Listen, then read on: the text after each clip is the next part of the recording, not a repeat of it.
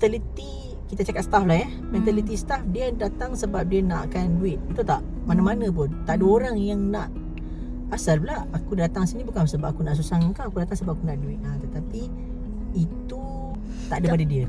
Dia punya yang ada sebab dia kata dia datang kat sini sebab dia percaya dan dia tahu. Itu yang paling mahal.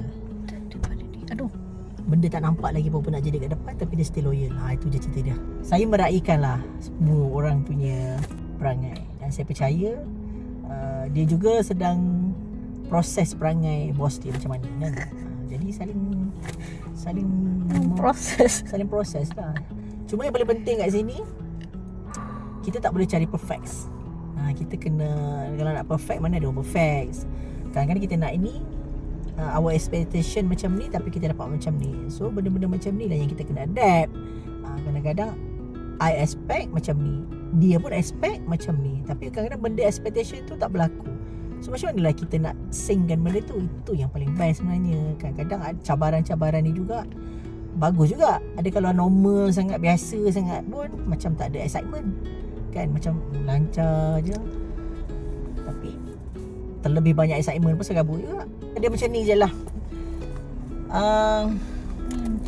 Kalau kita sayang ke seseorang tu, kita kena terima seadanya. Dan maksudnya, macam saya cakap tadi lah, kalau kita sayang kepada seseorang, kita kena bagi lebih menyenangkan. Maksud dalam arti kita menyenangkan tu macam kita tak payahlah bagi orang tu serabut, sebab orang tu pun dah banyak serabut macam-macam dah. Umur berapa lama? 6 months 6 months lah kita kenal. 9, 10, 11, 12, 1, 2, 3, 4 8 bulan weh. 8 Dah 8 bulan. Dah nak masuk bulan 5, dah nak masuk bulan yang ke-9 kita kenal. So sebenarnya kat sini saya nak cakap, saya kena terima kasih sebab dalam apa situasi sedang berlaku yang kita face selama hampir 8 bulan ni, dia ada dengan saya. Itu yang paling mahal dan itu yang paling berharga sebenarnya. Sebab dia tak pandang pada nilai lain, dia pandang kepada apa yang dia percaya kepada saya, itu lebih mahal. Itu je jawapannya. Cukup. So thank you so much. So orang lain datang dan pergi, dan saya harap dia pun akan loyal lah dekat sini. Susah biar sama-sama, senang esok kita nikmati sama-sama. So jangan hanya datang waktu senang. Waktu bila kita dalam fasa kat bawah, semua orang lari. Sebab itu kebanyakan orang berlaku. Senang semua datang macam semut, datang menghurung kita kan. Yang kita tak kenal mana-mana pun semua mengaku lah sebagainya. Tapi bila kita duduk dekat fasa yang tak okey, semua orang lari. So kat situ kita kena kenal juga siapa yang sebenarnya ada dengan sisi kita.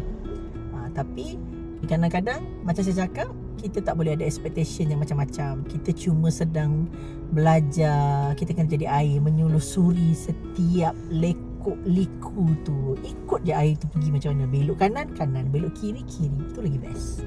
So kita jangan ada expectation yang terlalu tinggi, sama ada dekat saya ataupun dekat diri sendiri. So kita follow the flow saja. Dan kita selalu nak mengharapkan biarlah panjang. Janganlah besok tengah susah sama, besok bila merajuk belah, itu I senang, I sorang-sorang, kan rugi. So kenalah setia je dalam apa keadaan sekalipun. Kesetiaan itu lebih mahal daripada nilai duit.